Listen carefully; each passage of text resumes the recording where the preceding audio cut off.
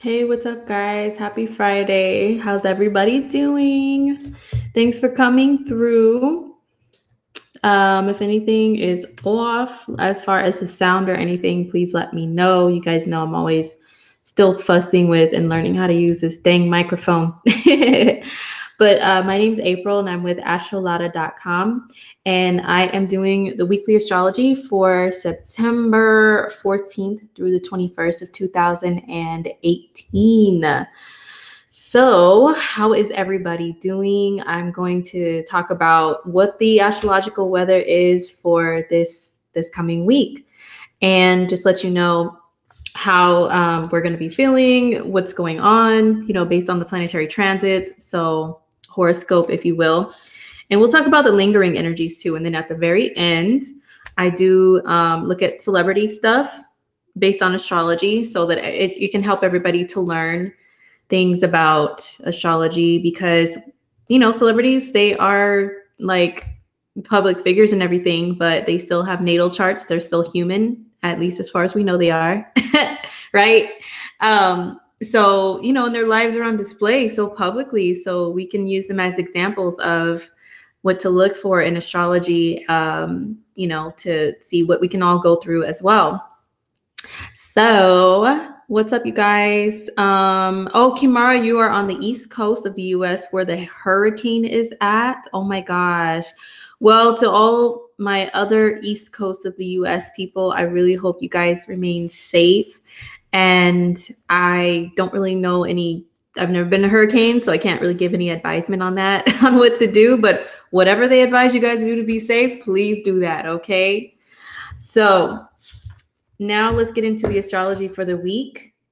Actually, there's not too much going on as far as planetary activity and the ingresses and stuff. As far as anything new, let's just say that, okay? There's not too many new things going on, but there's still lingering stuff. Like right now, we still have the opposition between Mercury and Neptune. It was very, very strong yesterday, I think the 13th. Yeah, September 13th. It was very, very strong. But it's still going to kind of start trailing off. So even on the 14th, the 15th, the 16th, we may still feel the Mercury-Neptune opposition, which I went over in detail last week. So you guys can go back to last week's broadcast if you want more info on that. But basically, just to keep it short and sweet, Mercury is our thinking, Neptune is fog and things that are unclear. So it can cause us to be a little bit more foggy-minded. Neptune rules sleep and dreams. So some people may be extra sleepy or just kind of not very clear in their speaking too, because Mercury rules how you speak, and having to kind of like really go up there and search for the words to say. I noticed that I have been like that all day. So if at any time in this broadcast I seem spacier than usual, I'm a Pisces moon, I can be like that anyway.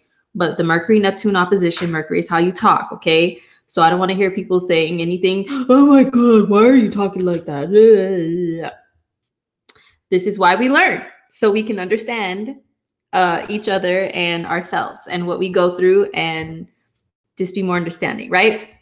So yeah, we're still in that Mercury-Neptune opposition. Be very careful driving, you guys, because a friend of mine got into like a little fender bender this morning.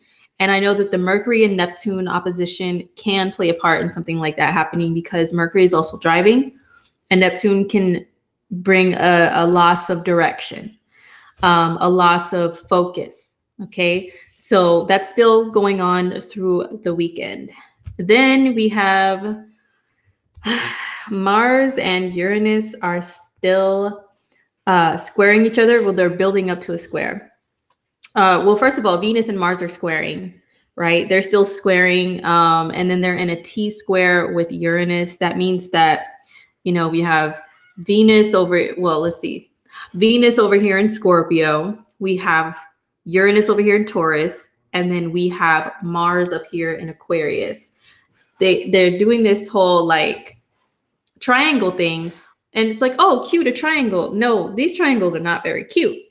Because they can bring this frustrating energy between those planets, And what can happen is, well, a few things. Let's talk about Mars and Venus squaring each other. Well, first of all, the whole entire T-square, Mars and Venus, you guys know they rule relationships.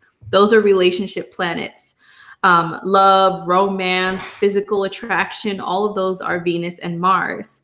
So when they are just, those two planets alone are just not speaking to each other in a very friendly way, there can be friction within, you know, the feminine and the masculine, or within, excuse me, within relationships in general.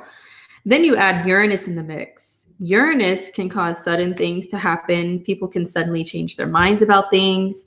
Also, when I think of Venus, Mars, and Uranus, I think of people in relationships being tempted to go outside of the norm, which for some people that can mean they step outside of the relationship. They're craving something new, like a new flash, you know, new flashy, shiny thing that's just like, oh, you know, it hits you like lightning struck you, and you just want to get more of that shocking new feeling.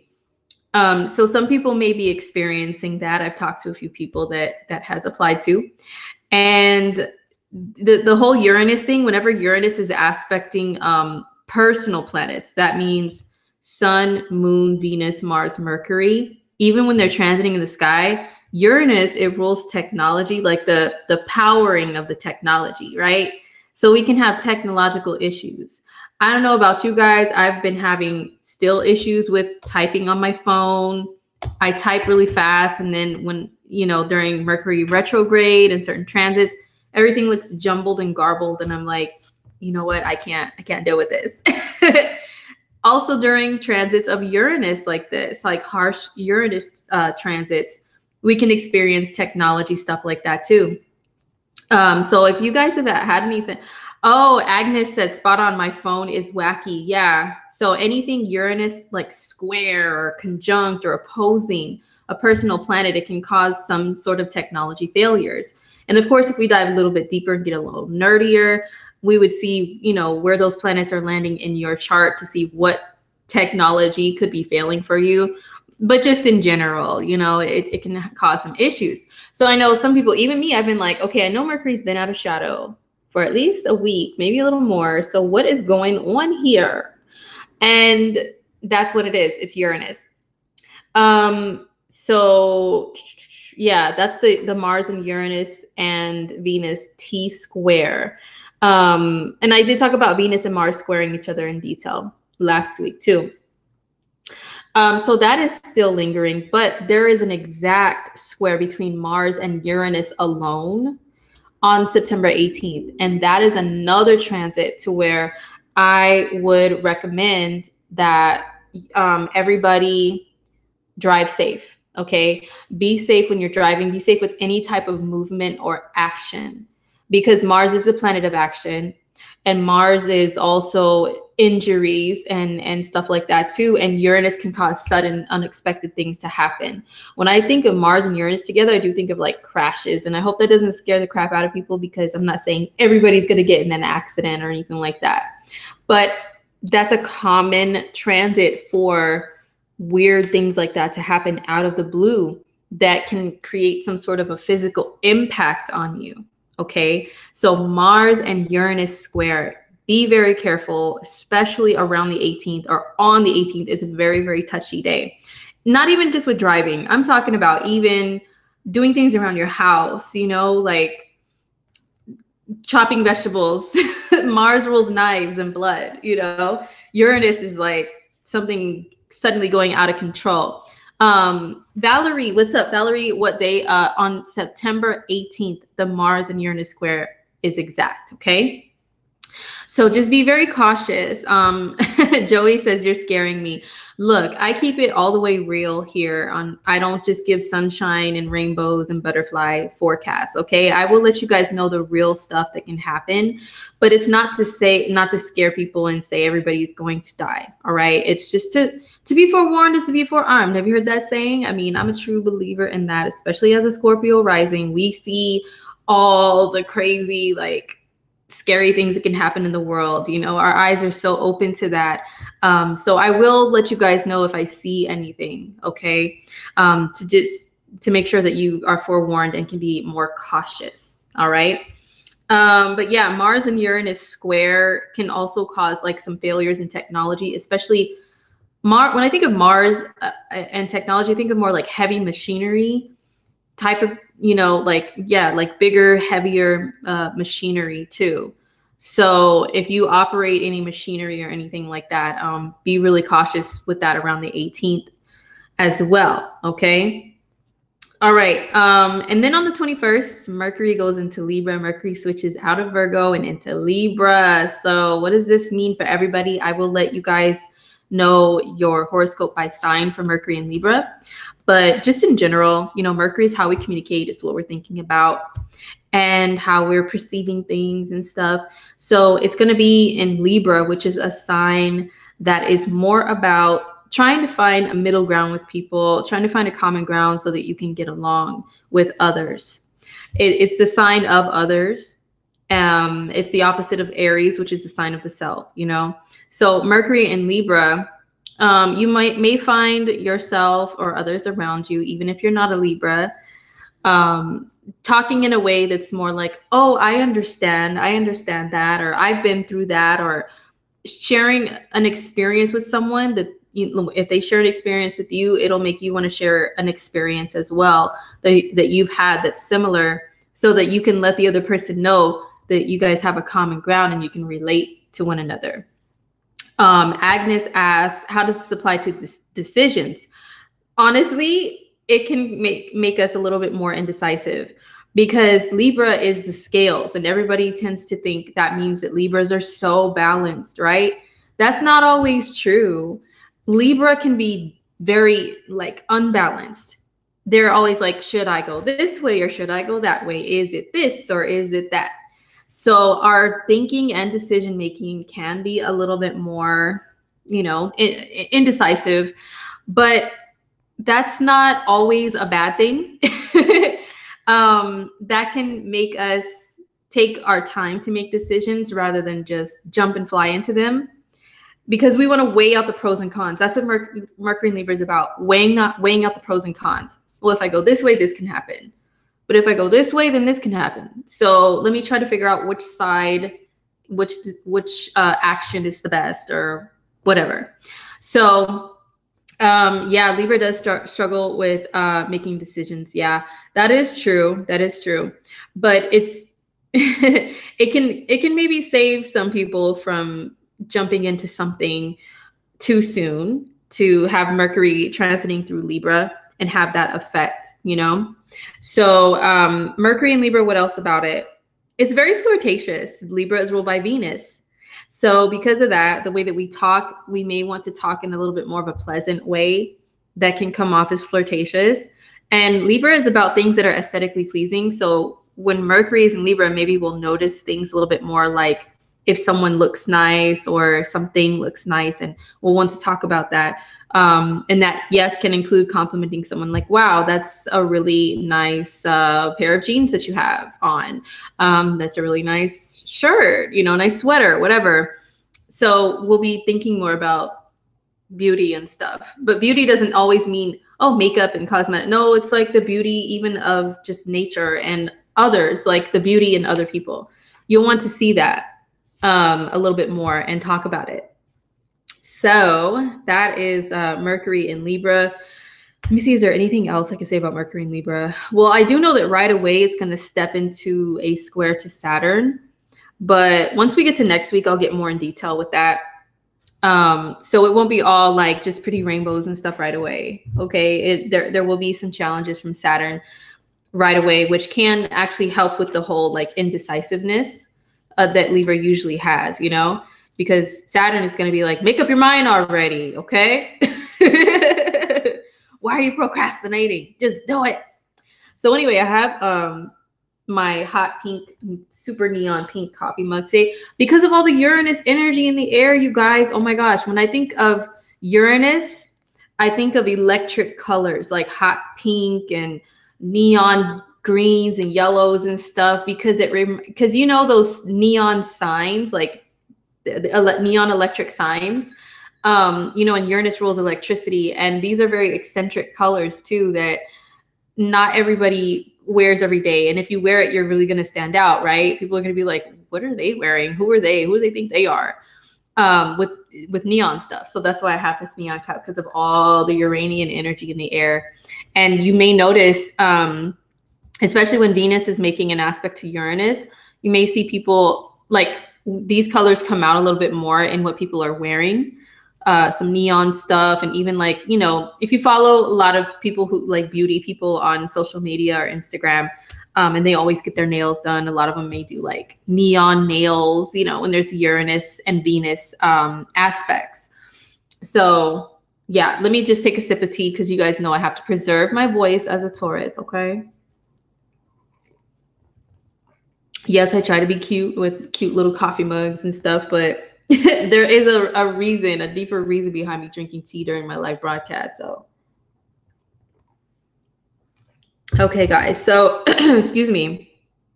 Oh yeah, and speaking of nails, I painted my nails in honor of Venus's retrograde through, you know, she was in Libra and now she's shifted into Scorpio. And then she's going to be in Scorpio for a little while, and then she's going to go back to Libra. And then she's going to go direct in Libra and then go back to Scorpio, right? So Libra, Scorpio, Libra, Scorpio. So I painted my nails black for Scorpio, and then that like blush pink color one that has a blush pink color for Libra. So yeah, that's why I have my nails this color. No neon for me this week. I'm all about the Scorpio Libra vibe. Okay. All right, guys. So let's get into Mercury in Libra and how it affects the signs. Where it's going to be transiting for you based on your rising sign, your sun sign, or your moon sign. But actually, before I get into that, you guys, just a reminder that it's Virgo season as far as the sun. Okay, the sun and Mercury is still in Virgo until the 21st. So Virgo is a sign of work, right? Work, career, and everything. I do have a career webinar on Lada. The link is in the description box.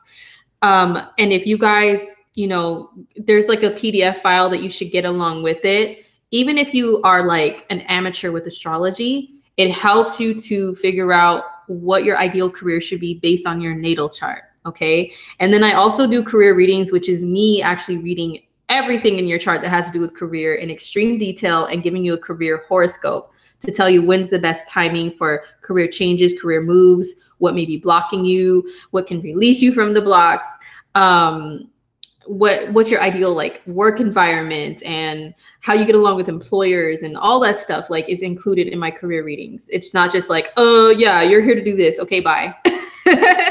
It's very detailed, and sometimes it's usually up to like an hour long. So I do offer those readings on Lada too. So the link is in the description. If you would like one of those from me, especially during Virgo season, the sign of work, people are very concerned about their jobs. They tend to pay more attention to their jobs and like the problems at work. And is this really the right job for me? You know what I'm saying? So I would love to help out. So either option is available, just letting you guys know. Okay. So now I will talk about Mercury and Libra for all the signs. And then we'll get into, Nicki Minaj and Cardi B. That's the coffee talk topic for today. I'm sure everybody, because they made it to CNN with their little fight, their little cat fight they had. CNN, you guys, isn't that crazy? So I have to talk about it. We'll take a look into their cat fight situation. All right, so Mercury in Libra. It's going to be in Libra from the 21st of September until the 9th of October.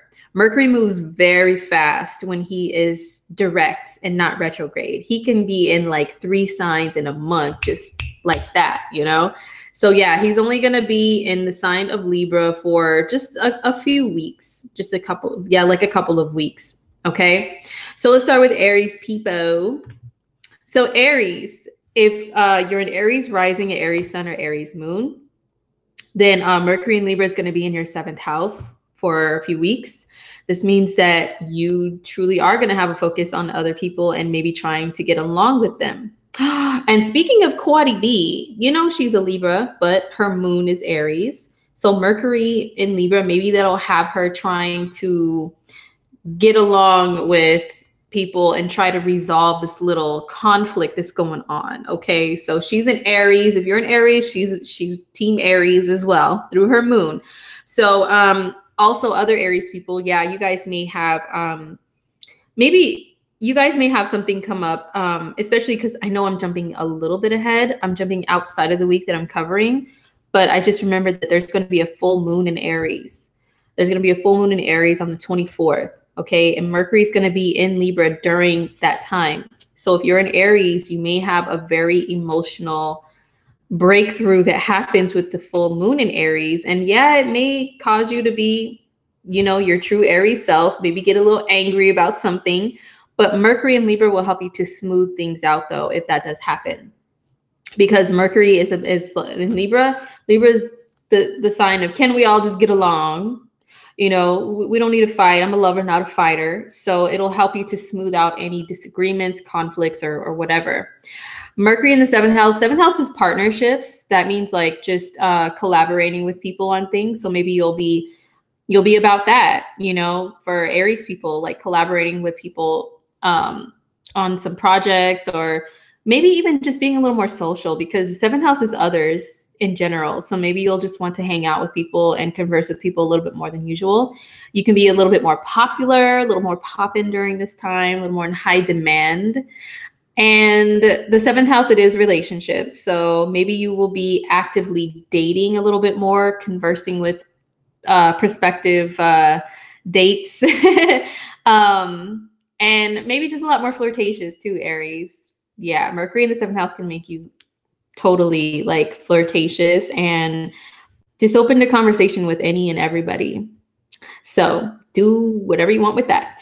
Okay, so next up is Taurus. So if you are a Taurus rising, Taurus sun, or Taurus moon, Mercury in Libra is going to be in your sixth house for a few weeks.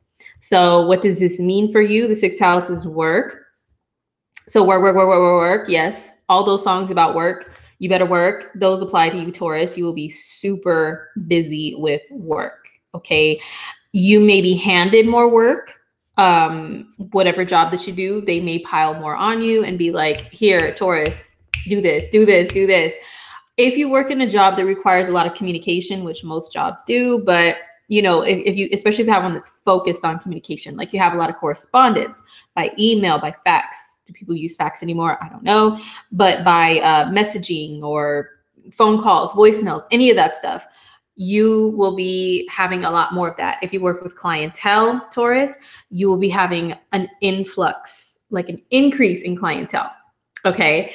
So that's how it's going to affect you on the work front. And you'll be thinking about your job a little bit more, maybe trying to figure things out. Like, is this the right job for me?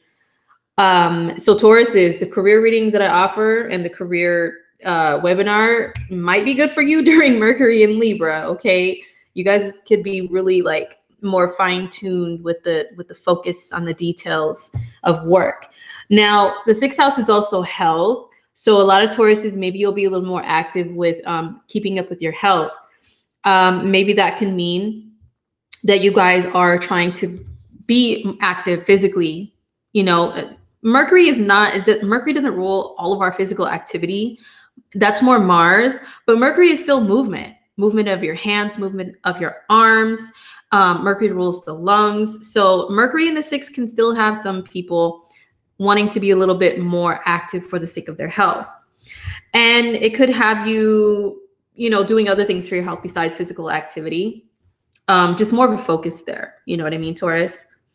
The only thing I would say with Mercury in the sixth house is it can bring a little bit more pessimistic thinking and speaking, because it is a house of problem solving. So Taurus, you may be like so focused on problems that's all you're doing is like having a big old complaint fest. Okay. So we don't need any of that. So try not to do that.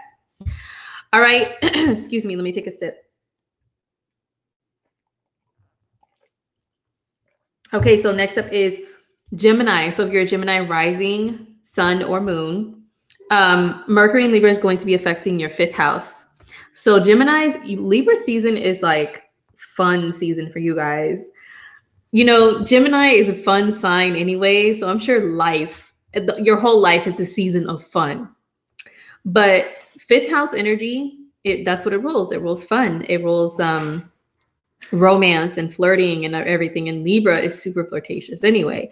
And you know, that's where Gemini gets their flirtatious nature from anyway, is because when you look at the sign of Gemini itself and you look at like the 5th house of Gemini, it's Libra. Libra is very flirtatious. The 5th house is romance. So that's within your nature already.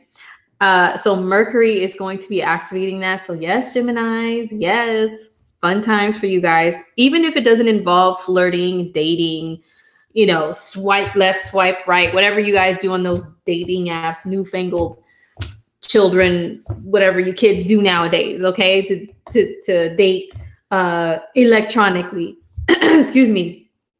It could mean more of that, but it doesn't even have to be that. It could just be getting out and having a really bomb time, okay? Because the 5th house, it is, it's just whatever lights you up, you know, whatever makes you excited and feel like you're just having the most fun of your life. So that's what you could be focused on, Gemini, and whatever you can do to get that. It means that you can be working more with children or focus more on your children too, and like talking to them on a little bit more of like the level, their level, you know what I mean? Like getting down with them and wanting to do more hands-on fun things with your kids if you do have kids. Excuse me. So what else about the 5th house? Well, it's creativity, and especially creative projects that you start up yourself. So it could mean that you will be super busy with some sort of creative projects too, or hobbies too. 5th house is hobbies. That means like physical sports, hobbies, artsy hobbies. It doesn't matter. And Mercury is what you do with your hands. So you may be more busy. Like, hey, you know what? All of a sudden I'm interested in doing this, you know, and this is fun to me. So you'll just be busy doing some sort of fun hobby things. And then you may just give it up very quickly once Mercury gets out of your 5th house. But it's cool because you had fun for that time period, right? Okay, Gemini. So next up is Cancer. So if you're Cancer rising, sun, or Cancer moon, Mercury in Libra is in your 4th house. So you guys, this is home territory for Cancers. Cancers, you guys are the 4th sign of the zodiac. And so anything, when we say 4th house, just think this is your natural energy, you know, the energy of Cancer. So, excuse me. So Cancers, you guys are going to be in uber Cancer mode. You guys are going to be even more sensitive than usual, maybe more focused on your family. Wherever Mercury is at is where you tend to be super busy too, because it does rule the mind, it does rule the hands. So both can make you very busy. So you may be very busy around your house, finding things to do, even if there's nothing to do. You'll find something to tinker with and fix and adjust, redo. You know, you'll want to maybe just spend more time at home too. Maybe, you know, as if Cancers don't do that enough, right? But you'll be more wanting to like spend time at home or talk to people because Mercury's talking. Talk to your family a little bit more. Spend more time with them. Just people that are in your personal circle, you know, it doesn't necessarily have to be blood family. It can mean that it's people that you trust. Cancers are all about that. Like people that you're familiar with, you trust, you've known them for a long time. They're not sketchy to you. You'll want to be around those people a lot more. And those will be who you want to like have the most conversations with. Otherwise, you may be a little more quieter than usual. If you're around like strangers or, you know, in public, you'll be a little bit more to yourself because you're like, I don't know these people. I'm not going to talk to them. So that's Mercury in the 4th house for Cancer people. Maybe talking to family members you haven't spoken to in a long time, or maybe they start talking to you, contacting you a little bit more. If your phone is busy, if it's ringing, if it's going off, it could be family that's hitting you up so much more than usual. So let me see what else. Mercury in the 4th for Cancer. You will be maybe taking things a little bit more personally than usual. When like if you see, you know how Cancers, you know how you guys could be, okay? If you see a post on Facebook, it's a general post. You may think, is this person talking about me? Were they talking about me personally? You can be more susceptible to that type of thinking. Like, oh, this is an attack on me, you know, then the little crab claws come out. But just know that this is a time period to where you can be hypersensitive. And maybe everything is not always an attack. That could just be your perception. And you're just like really sensitive, okay? So that's what it is for Cancer people. Hey, what's up, guys that are just joining in the chat? I see you guys. What's up, Almasol? We just finished the sign of Cancer, okay? So now we're jumping into Leo. So Leo, if you're Leo rising, a Leo sun, or Leo moon, Mercury in Libra, what is it doing for you for a few weeks from the 21st on? This is in your third house. So you guys will be super like your mental activity will be on high, okay? Like totally on high, because the third house rules the mind and Mercury also rules the mind. So because of that, you combine the two energies that rule the mind, and what do you get? Woo! Like, not saying crazy woo, I mean tornado brain, okay? And because of that, what is good for is, yeah, being a little bit more conversational with others. You know, just, it doesn't matter if it's a stranger while you're in line somewhere. Maybe you'll just feel like chatting with them. It doesn't matter if you know, who it is. You'll just want to just chat it up with people. This can also have you starting things like different projects, like wanting to do a variety of different things, multitasking.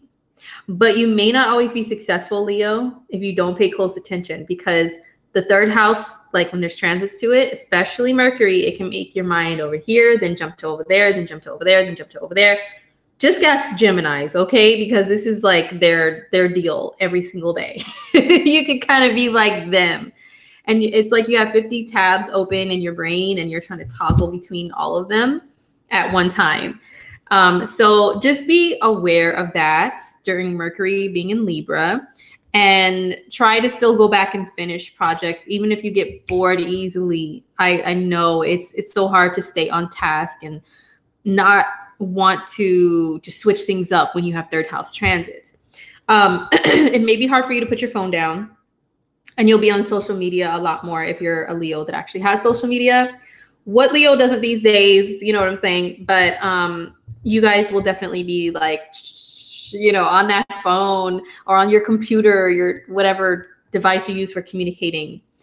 So that's mostly what it is for Leo people. You may be busier running more errands too. Like, I'm talking about the errands that are like very close to home. If you go to the gas station, well, everybody doesn't have to go to the gas station that much, but if you have to go to like the bank or post office or, you know, like places like that, like just got to run around and everything.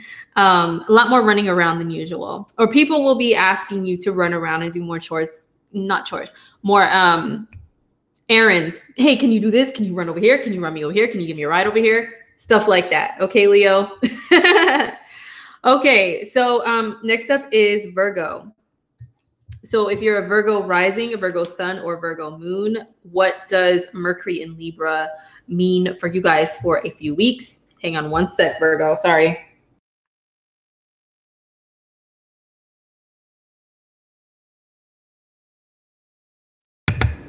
Okay, so Virgo, Mercury in Libra is going to be in your second house, which is dealing with your finances. So Mercury is what your mind is on and what your hands are working with a lot. So what that can mean is you're really zoned in on your finances for a few weeks. That can mean that you're getting things in order, which Virgos love to do that anyway. But you could be really taking a closer look at your resources, the things that you use, things you spend money on. That can mean even the gas, the electricity, the phone, the water, all of that. And just like, hold on a second. Let me do some little calculations here. If we have a bill that is this much this month, then how many units are we using per day? And how can we save on this? Like, yeah, stuff like that, Virgo. So just figuring out, do we really need to use all of this, whatever this is? Or can we kind of cut back, you know? And where is our money going? Can any of it be placed in savings or whatever, invested in something? So that's mostly where your mind is going to be at. I always say when you have second house transits, it could be wants versus needs that you are thinking about. You're considering a lot more. Wants versus needs. Like if you go to the store, usually you'll grab your favorite this, your favorite that. Maybe you'll stop during this transit and be like, hold on, but do I actually need this though? Or can this money go to something else? Virgo tends to be just Virgo as a sign itself. Okay. It tends to be kind of frugal and very calculating anyway, especially when it comes to money. Some Virgos, I know you guys could be spendthrift, but that depends on the rest of your chart, okay? But I'm just talking about Virgo itself can be like that. So some of you guys probably like, I'm already like that. But no, this is more of a focus there for a few weeks. Mercury in the second house, what else can it do? Well, for some of you guys, it could be spending a little bit more money, not necessarily being frugal and trying to save and everything, conserve. It could be looking at the material world through a different set of eyes. Like, I just want to enjoy this. I want to enjoy that. I want to try this. I want to try that. That could be with food, with clothing, with, I know a lot of Virgos don't like perfume or scents, but I'm trying to think of the 5 senses here, okay?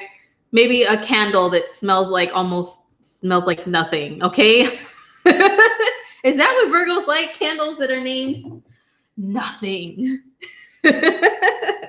Oh, I love that scent. I'm just teasing you guys. Yeah, but anyway, anything that appeals to your 5 senses, you could be wanting to buy more of that. Okay. All right. So that's what it is for Virgo people. So Libra, next up is Libra. If you're a Libra rising, a Libra sun, or a Libra moon, Mercury is in your sign. Mercury is in your sign. So what this means for you, Libra, is you are just going to be a communicating machine, okay? Just lots more, just like, like talking so much more, maybe like talking faster, talking to people, like being a chatty Cathy or chatty Patty, chatty whatever, chatty whomever, chatty Libra, okay? That's you. So you guys are going to be also focus a little more on yourself, because you are the sign of other people. But this is a planet in your sign, which means me.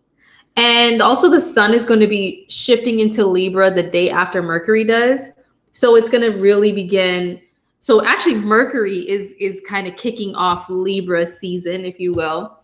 And that means you're going to be really thinking about yourself, maybe planning out your days, your future. Like, okay, for my birthday party, I want this and I want things to look like that. And I want to wear this outfit and, just that type of concern for yourself.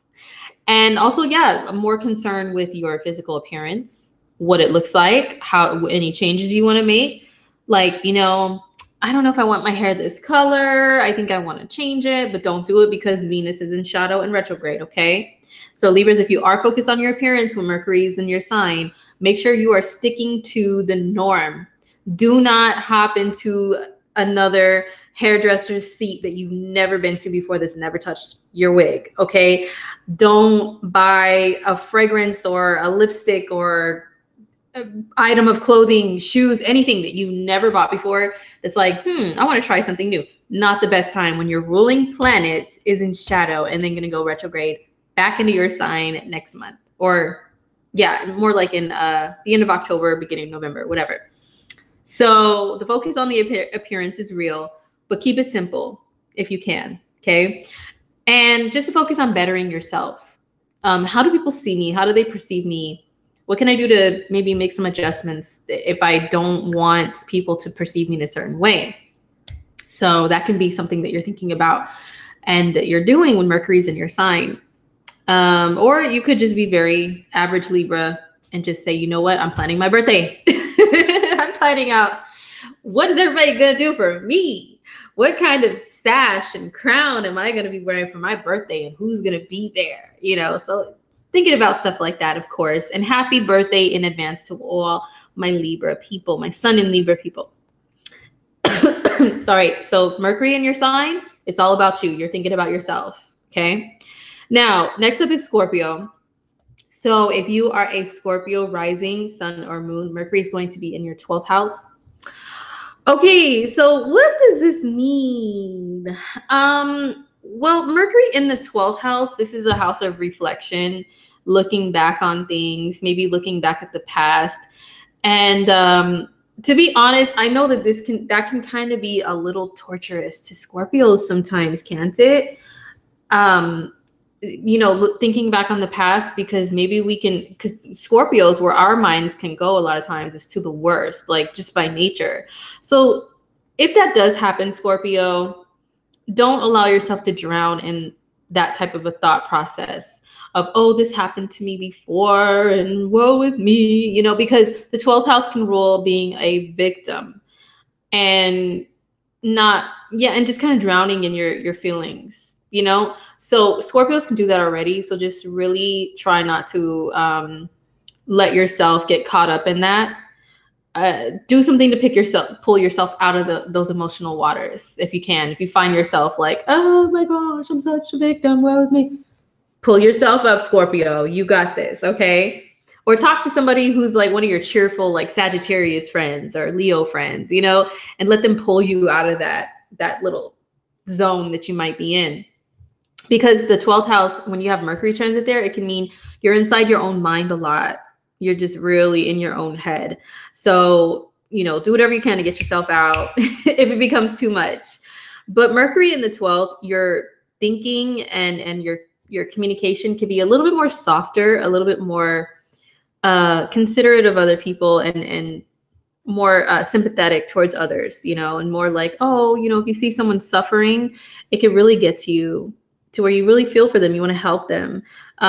Just don't let people take your kindness for weakness, because 12th house transits, it can sometimes cause people to go through stuff like that. Mercury in the 12th house is good for artists, though. It's expressing yourself. It's creating art through feeling, like really deep feeling and emotion. It really pulls that out of you. It's going into your own zone and just channeling things that can help you to create. So it's a really good transit for that. You may be a little bit more low-key, as if Scorpios aren't low-key enough already, but you'll be more low-key, maybe more under the radar. A lot of people, they do actually go off the grid when they have 12th house transits. They deactivate their social media pages, or they just abandon them for a while, or they even consider like, should I even be on here? Should I just delete my page? I always see people go through that when 12th house transits happen.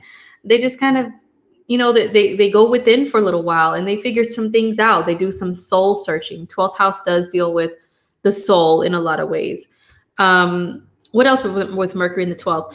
Good time if you are someone who communicates with people on the other side, in the spirit realm in any type of way. You may be more active there during this time. Like you can have more come through, and excuse me. This can be a time when you need to pay attention to the dreams that you have while you're asleep, Scorpio, because you may have messages. Mercury is the messenger. The 12th house is the spirit realm and dreams. So you may receive some very important, profound messages from that side. Ooh, that can actually be cool. A lot of Scorpios are into stuff like that. So hopefully it's something good for you guys. So next up is Sag. So if you're Sagittarius, rising, sun, or moon, Mercury in Libra is going to be in your 11th house, which is a much more social area of life for you. Okay. So the 11th house is networks of people. It's friends that you have. It's groups of people that you are associated with, people that you have things in common with, like you share a common interest. Like if you belong to a group or a club, like a motorcycle club or a bowling league or something like that, that's 11th house stuff, So with that being said, this is what you may be focused on. Okay. So you'll be just very social. And also the 11th house could be social media itself. Excuse me. 11th house rules the internet and webs of people. So, I mean, what is the internet? You know what I'm saying? So that could be where you will be spending your most time communicating with others for Sag people. Or Sag people, oh my gosh, the energy of Sagittarius itself is very like wants to be out there in the world, you know, mingling with different people and stuff. So this is one of those transits that really activates that side of you, because you will want to go out in groups. You'll want to explore different things with different people.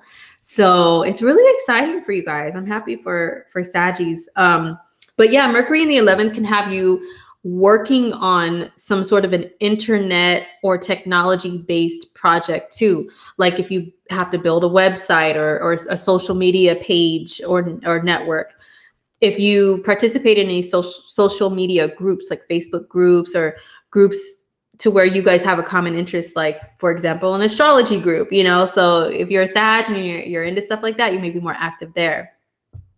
You're another sign that it'll be hard for you to put your phone down during this Mercury transit. You'll be like all on that phone for a long time. So what else for Saggy people? If you have to network for the sake of business or building a brand or something like that, this is a really good transit to do that. You'll be much more like on point with the whole networking skills. So that's good. That's a good thing about it. And also, yeah, you'll be, what I will warn you of Mercury transiting the 11th house is being too much more of a know-it-all. Saying, I know this, I knew that already, I already know. Yeah, I know how to do this already. I know, like the know-it-all thing. Oh my gosh, please, Sag, don't participate in that and annoy people. But it does have your thinking be a little bit more outside of the box and a little bit more progressive. So that's actually cool. To me, it is, at least. Okay. So next up is Capricorn. If you're a Cappy rising, a Cappy sun, or a Cappy moon, Mercury in Libra is in your 10th house, which is your career. This is Cappy's home territory. So you guys will really be on that whole career tip. You guys will be really impressing the higher ups. If you have higher ups, some of you guys are a higher up yourself. You will be on point with speaking in the way that is natural to you, that has like the air of authority to it, to where you just want to get things done and you just want the rules to be followed. You want to follow them yourself. It's cut and dry. It's black and white, and that's just what it is. So it'll have you more in your home element with communication. And yeah, wherever Mercury is, it's where you could be super busy. So your mind is busy, your hands are busy. So this could be you being handed more work in your career, whatever it is that you do for a living, or have more correspondence with people that has to do with your career, or more correspondence with like authority figures, higher ups, or fellow people in positions of power, if you're in one yourself. And so if you have a lot of like emails, messages and phone calls and stuff for your job and your career, then it'll spike up during this time. Just letting you know, you may be working some overtime, which a lot of Cappies are like not opposed to. So that's what it mostly is. If you are a Cappy and you're not a boss, you're not in any type of boss position, you will still be feeling like you are and speaking with more authority. Just don't let that get to your head, if you're not in a place to do that, Capricorn. But yeah, it does give you like super Cappy powers with the communication. So that's pretty cool for you guys. So next up is Aquarius. So if you're an Aquarius rising, sun, or moon, Mercury in Libra is in your 9th house for a couple weeks. So this is Aquarius is having a little bit more of a like a don't worry, be happy attitude. Like just looking at life from a very, what's the word I'm looking for? Like a very optimistic perspective and very goal-oriented perspective. And whatever it is that you have to do to get to a high goal, you're going to be focused on that. So this is why we call the 9th house the house of higher education. Higher education, it doesn't always have to mean college. Some of you guys may be a lot busier with schoolwork if you are in like college or secondary schooling or something. Remember, Mercury is busy. Okay. So you'll be very busy having a little bit more homework, schoolwork, projects, whatever. But also it can rule training. Like, the next house up from the 9th is the 10th, which is career. But what do you have to do before you get to your career where you can thrive in it? You have to go through some sort of training. For some people, that's schooling. For some people, that's just, hey, you work under someone who is knowledgeable and an expert, and you just learn the ropes from them, right? So a lot of Aquariuses will be really focused on that, actually doing that or thinking and planning for something like that. For some of you guys, it could be that you are just reading a lot more books, you know, like this is the house of the higher mind and expanding the mind. And some people do that just by reading long, lengthy books rather than just skimming through an article real fast. You know, you'll just be on a mission for more knowledge somehow, some way. This transit can make you speak in a more opinionated and blunt way, though. So just make sure you keep it to a level that is not like disrespectful towards others. All right. And also some of you guys may be busy making travel plans or traveling in general. This is the house of travel, so you could be really focused on that. But yeah, or some of you guys, if you're not doing any of that super important, like really big stuff, it could just be that you have more of a happy-go-lucky attitude and you can just see the light at the end of the tunnel when you're in any type of situation and be a little bit more of like a motivational speaker for other people around you. Like, don't worry, you know what? You've got this, you know, you can do this. I believe in you, stuff like that. So that's what it is for Aquarius. So for Pisces, if you're Pisces rising, sun or moon, Mercury in Libra is going to be in your 8th house. Oh my gosh, my poor water sign people. You guys are having Mercury transit through a water house. So as if we're not watery enough, right? As if we're not sensitive enough. But yeah, it will have you a little more sensitive, Pisces. I'm not going to lie. The 8th house can deal with some very deep things that are way in the back of your mind, you know, that maybe you even purposely stashed back there because you're like, I don't want to deal with this. It's traumatic. It gives me, you know, PTSD or something like, oh my gosh, just things like that that have happened to you are found in the 8th house. But it can have you guys maybe like digging some of that stuff out and talking about it, because the 8th house is psychology, therapy, you know, different therapies that have to do with like talking to someone and getting things out of the back of your mind and just letting them all out. The 8th house is a very similar energy to Scorpio, to Scorpio. And if you notice, the transit of Jupiter in Scorpio right now is making this whole culture of exposed and my truth come to light, especially if you're on social media, especially in particular if you're on YouTube. But even just in the media, like people are just coming out with these secrets. Even celebrities are like, oh yeah, I'm just letting it be known that this happened to me when I was growing up, or I've had this crazy traumatic experience. They're just letting it all out. Like a lot of people are. That's due to Jupiter and Scorpio. But you having Mercury go through your 8th house is something a little similar. It's more on a lower scale though, like maybe where you won't be like blasting that out to the world, but more privately wanting to talk to people, to talk things out, like get things out. Hey, you know what? I went through this. It still affects me to this day, but I try to suppress it, but I really need to talk about it. So you'll be on that tip, wanting to talk to like I said, like therapists and stuff like that. So Mercury in the 8th house can also have you organizing things that have to do with your finances, but it can be finances that you share with another person. Like if you are married, for example, or if you are someone who just lives with people, you know, even like as a roommate or whatever joint finances you have with other people, you'll be really working on that stuff. Okay. So because of that, you could be like, okay, we need to redo our insurance and stuff like that. You know what? That reminds me. Yeah, I'm a Pisces moon, and that's exactly something that I'm going to have to sit down with my spouse and work out. It's like insurance, what's called like renewal time or something. So we got to, you know, go through that whole thing of the plans and see what's best, what's our next move. So for some of you other Pisces, that could be something that you're really focused on, is things like insurance or joint finances, joint resources, money that you guys receive from other sources like the government or whatever. And you could be really like busy, maybe going to some appointments for things that have to do with finances too.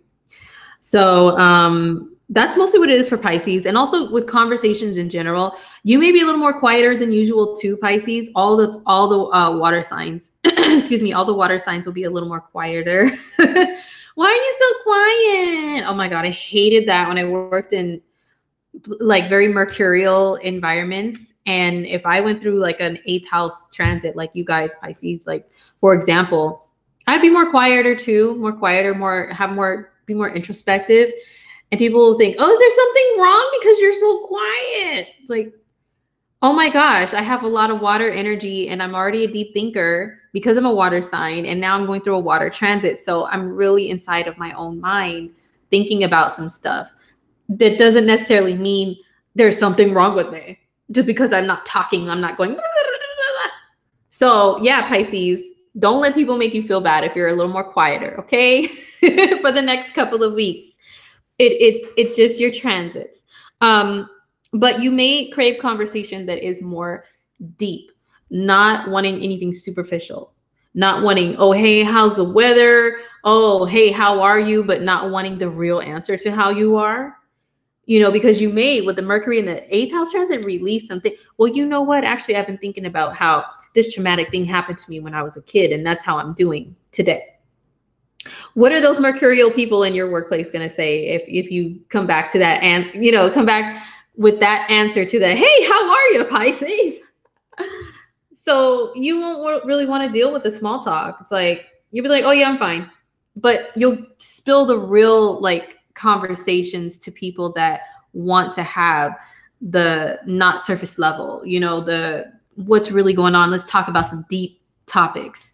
You'll be more wanting to talk to those people. Anybody else, any chatty Geminis coming up to you, you're just going to be like,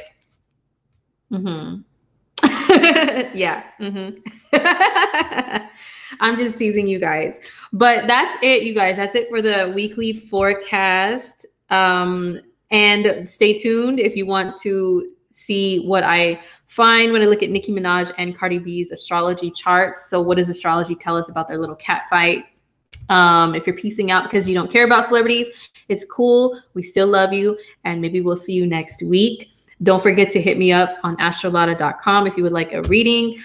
And I'm especially highlighting the career readings during Virgo season because it's a sign of work. Okay. Love doing those career readings to give you a horoscope and everything. So hit me up. The info is in the description box. Okay, guys. Excuse me. Oh, thank you. Yeah. I do have my shirt does have Tupac. Which side is he on? I can't really tell because this is flipped. But yes, I do have a shirt that has Tupac. This is the old Death Row Records shirt from back in the day that has everybody that was on there, including Tupac. Because Tupac Shakur, the anniversary of his passing was September 13th. And I am filming this on September 14th, but still trying to represent a little bit. I was definitely a Tupac fan, still am a Tupac fan, lifelong Tupac fan. My dad is the one that introduced me to Tupac. Pretty much most of the music I listen to, my dad introduced me to it. And he would play it all the time, even when I was a little kid. So definitely have to represent. So let's look into Nicki Minaj and Cardi B and their astrology and what happened with their little cat fight. Now, for those who do not know, have you been like hiding in a cave somewhere? So Nicki Minaj and Cardi B are both female rappers, and they got into a little spat at New York Fashion Week. I think this is why it made it to CNN and other publications that usually wouldn't care. They're not focused on music or even that genre of music, because it was at New York Fashion Week. And that's an event that people, all kinds of different celebrities and entertainers go to. And they were invited, you know, to this event. I can't wait to show you guys their charts. But apparently Cardi B accused Nicki Minaj of saying things about her parenting online. Or I think when the details came out, it wasn't Nicki actually saying something. She was liking posts that other people talking trash about Cardi's parenting. Okay, which, to, you know, if you're not on social media and involved in the social media culture, you won't know or realize that like people take stuff like that very personally and take that as, oh, that's what you stand for. if you like a post, if you like a tweet, and everybody can see what you like. So people will take that as, oh, that's your train of thought. Oh, okay, that's where you stand. That's what you represent. Okay, even if you like something that someone else said. So because of that, Cardi B took offense to it. And not only that, but people have been saying Nicki Minaj has been sneak dissing Cardi B. What that translates into, if you're not like, you don't understand that slang, is that Cardi B has been sneaking, like in a sly way, taking shots at Cardi B, or like, yeah, like throwing shots at her, but in a more subtle way, not directly naming her or not directly saying, well, she does, it's like kind of little sly comments here and there that are indirectly aimed at her. So that's what that means. Okay. Sneak dissing. So because of that, Cardi B tried to confront Nicki Minaj at New York Fashion Week. And I guess because she couldn't exactly get to her, she threw a shoe at her. And of course, Cardi B, the Aries moon, is wearing red, a red dress and some red shoes. Red is the color of Aries. Aries is ruled by Mars, the red angry planet. So go figure, she threw a red freaking shoe. Okay. So that's what happened. And the aftermath of it is everybody is like, are you team Nicki or are you team Cardi? Which side are you on? Choose your fighter, like if it's a Street Fighter game fight or something.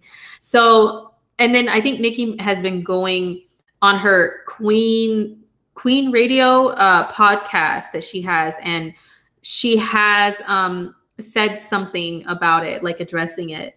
Like, Cardi's a grown woman, why? And she's a mother. Why is she this? Why is she that? She has a career. Why isn't she focused on her career success?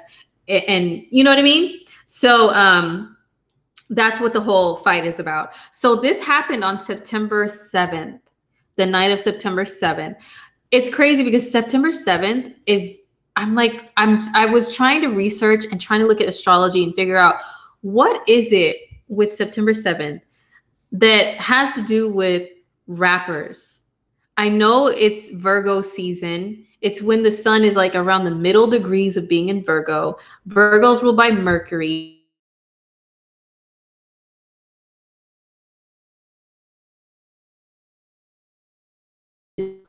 In some forms of numerology, the number 7 is a Neptune vibration. It's ruled by the planet Neptune. So, okay, am I back on, you guys? I think there was like an issue. I think it was lagging a little bit. Okay, well, just in case you guys missed it, I'll repeat that. So I was saying that September 7th, I was looking into like the correlation between that date and like things happening that are significant with rappers, because, and I said that in some forms of numerology, the number 7, it vibrates a Neptune energy. It is associated with the planet Neptune. And then we have Neptune combined with Virgo. That's art. Neptune is art. Combined with speech and communication. So I'm like, maybe that's why. I don't know.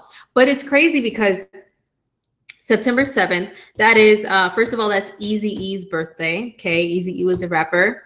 That's the day that Tupac Shakur was shot in Las Vegas. He didn't pass away that day, but he was shot.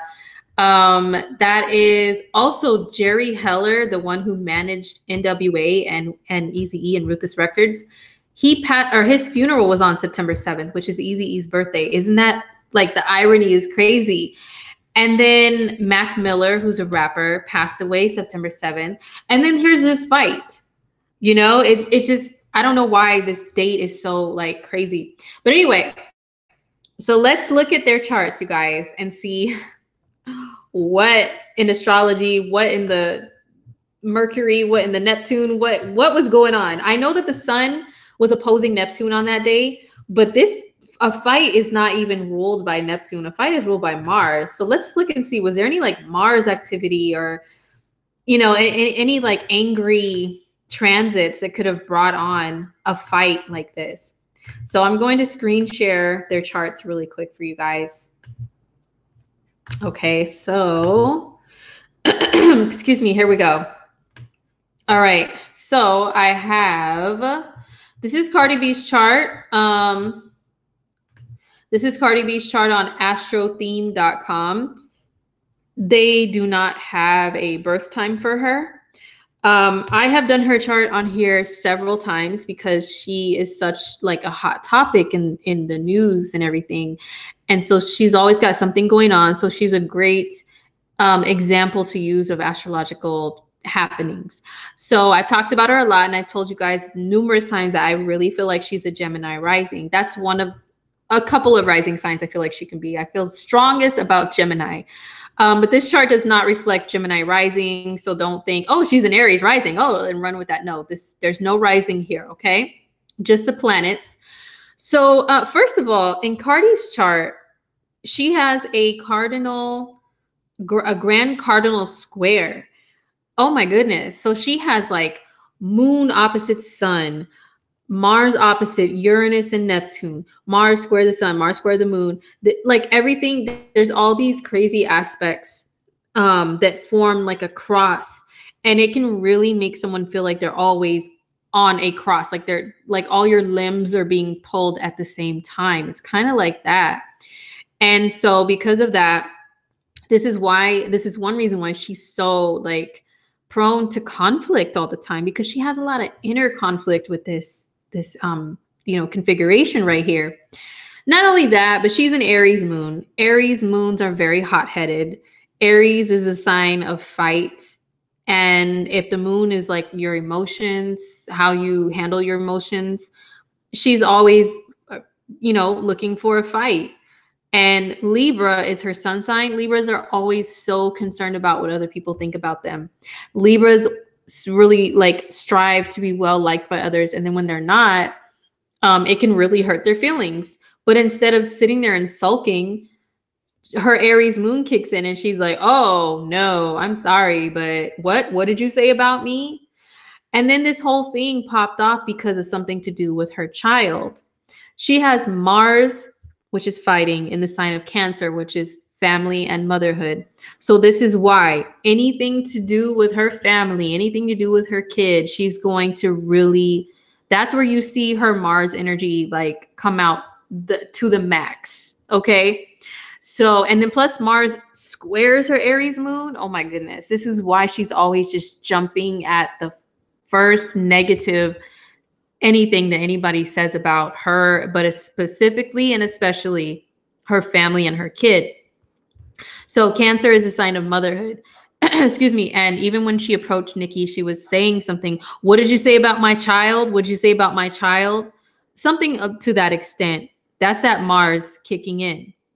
Also, even though Mars was not directly making an angle to her natal Mars by degree, like Mars was transiting through the sign of Capricorn the night of their fight. It was in like the 29th degree. That's the thing too, is it was at a very crucial degree of Capricorn. Mars was transiting through that critical degree of Capricorn. The 29th degree is like somebody's really under pressure. It's like the pot is boiling, okay? And then you're going to have to turn it off and let it simmer down and then move into the next sign. That's what the 29th degree can be like. So the pot was boiling. Mars is at 29 degrees. That's critical. And it was in the opposite sign of her Mars. It was it could have been squaring her moon. Based on the day she was born, she could be anywhere up to a 24-degree Aries moon. And if Mars is at 29 degrees, it could have definitely been squaring her moon, okay? And also that night for Cardi B, see, her natal Chiron is at 20 degrees of Aries. And the moon that night was in Leo. And I looked specifically for her, I looked at the degree that it was at, like in the evening. And the degrees that the moon was at was hovering around her Chiron. Chiron is pain. You feel pain. And sometimes when things hit someone's Chiron, they want to, depending upon the person, if they're a fighter, well, then they'll want to fight. They'll want to defend themselves, because they do feel such a great pain over something. And the moon rules emotion. So if the moon, which is emotions, is hitting her Chiron, which is pain, And the moon rules motherhood too, even the transiting moon. So she felt like something to do with her motherhood and her family was being wounded. Okay, that's Chiron right there. So that's mostly what I saw for Cardi B as far as the transits going on that night. What was going on in Nicki Minaj's chart? So we do have an ascendant for Nicki Minaj on Astro Theme.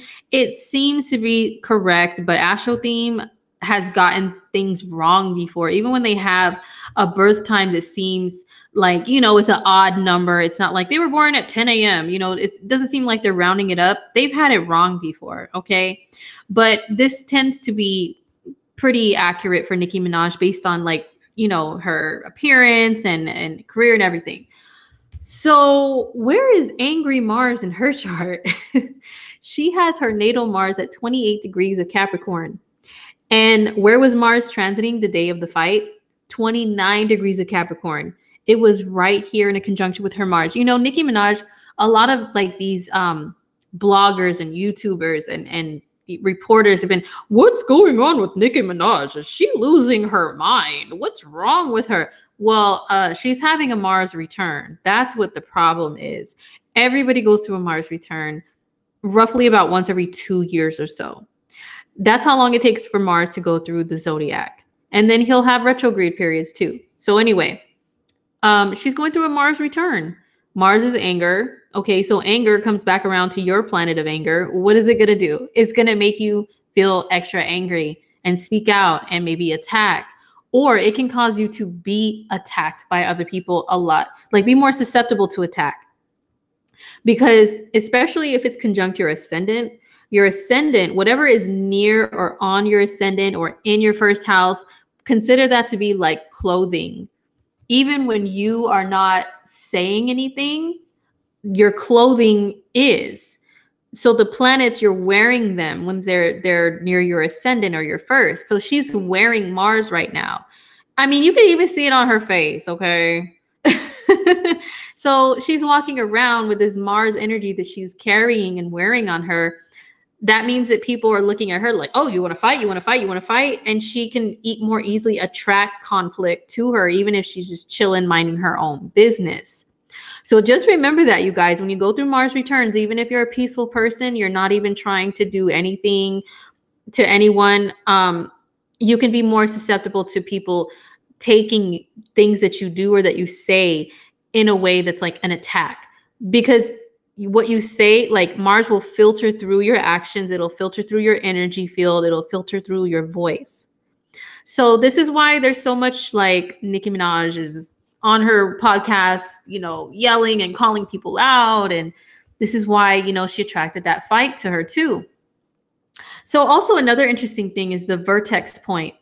So the vertex point, it can rule fated events. So every year, everybody has the sun hit their vertex. There's a way for you to figure out well, what day is that? What day is the sun normally at the degree of your vertex and see, do you usually have some sort of fated event or either come up at that time of year or happen or just come up in your memory or something. So it's in Virgo at 13 degrees. Well, on the day of the attack, the sun was shifting from 13 to 14 degrees of Virgo. So it was still conjunct her vertex. That is a fated event. Because look at it. It's not just a little cat fight and then moving along. No, if this made CNN and everybody's talking about it and now other people are getting involved and making it a really huge deal, that's a fated event if you ask me. So the sun was conjunct her vertex that night. Also, what else did I see in Nicki Minaj? Oh, so okay, now let's look at, okay, well, one other thing, and then I'm going to let you guys know some synastry stuff between her and Cardi B.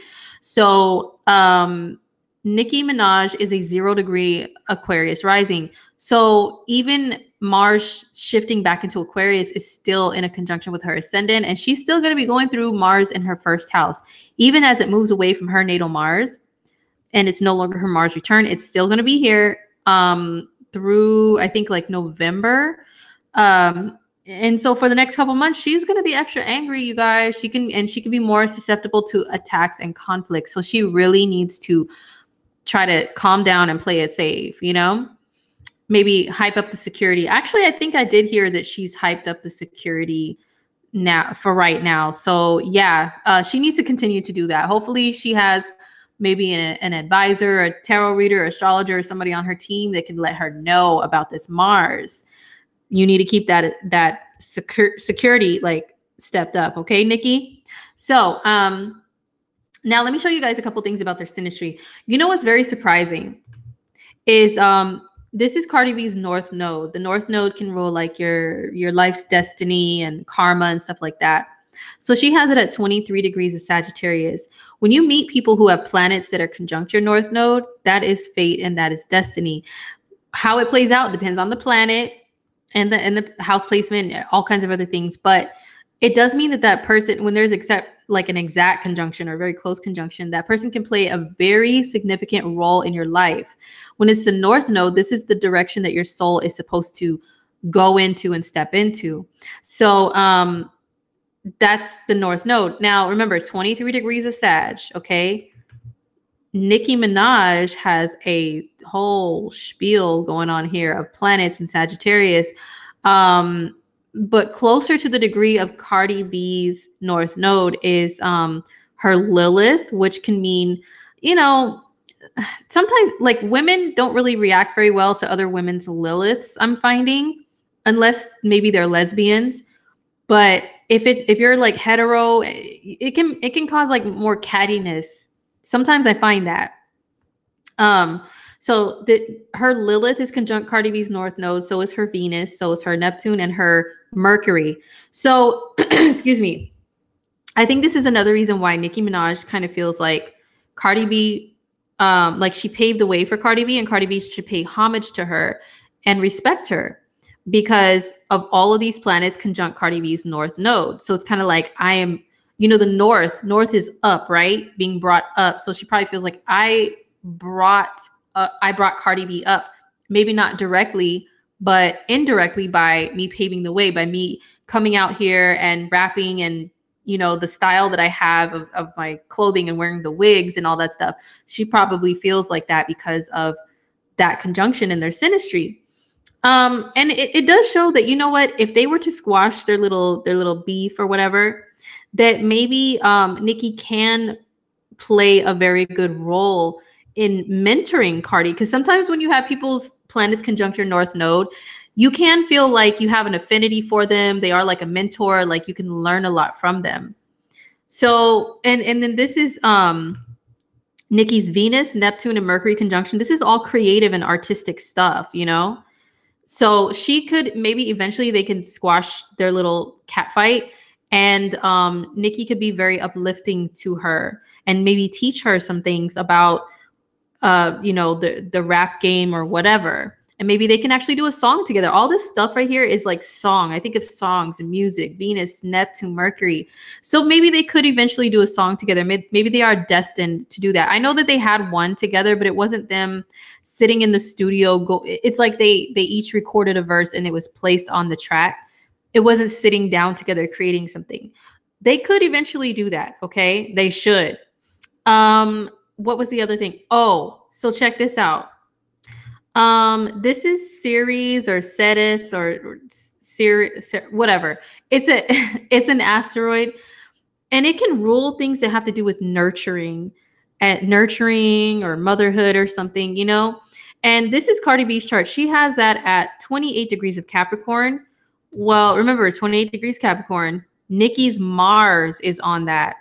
Mars can be attacked. So this is also a reason why maybe she felt like her motherhood, her ability to nurture and provide was being attacked. Mars was transiting at that degree, around that time, but also Nicki's Mars is, her natal Mars is that degree too.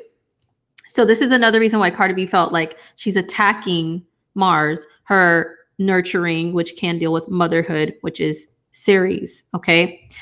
Anything else? Let me look at my notes. I wrote a lot of notes, you guys. Also, if Cardi B is indeed a Gemini rising, like I suspect her to be, that means that Nicki Minaj's Sagittarius stuff can fall in her 7th house.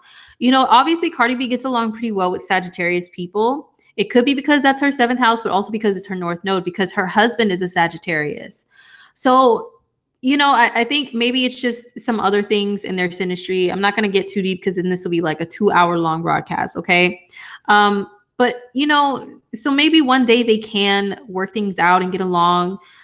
Maybe one day. Okay. I think there was another, let's see, Nicki's moon is at 27 degrees of Virgo and Cardi's Jupiter is 0 degrees of Libra. So Cardi's Jupiter conjuncts Nicki's moon actually. And that's usually a pretty good synastry aspect for people to get along and feel very jovial and happy towards each other, you know, but they just let other things get in the way.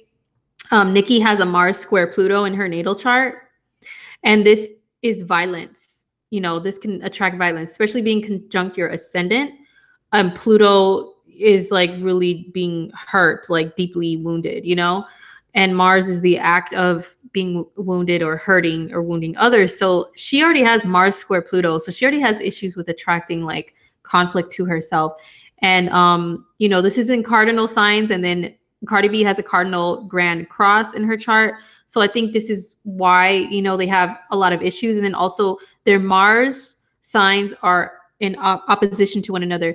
Maybe not by degree, because that's 28 degrees. And then here's 15 degrees. That's like a very wide orb of degrees to use for an opposition. But you know what? Maybe it does play a part, at least the signs opposing each other. They're Mars, you know, because Cardi, she is very fueled by her emotions, just like pure emotion, no logic, no strategizing, no calculating, just flying at people, right? Seeing red literally and throwing a red shoe, okay? Nicki, Mars and Capricorn, no, they're calculating, they plan things out, they plot, they strategize their war tactics. So she looks at Cardi's way of utilizing her Mars energy. It's in opposition. So she's like, I don't understand why you do that. That's ridiculous. Why don't you just, you know, you can do things differently.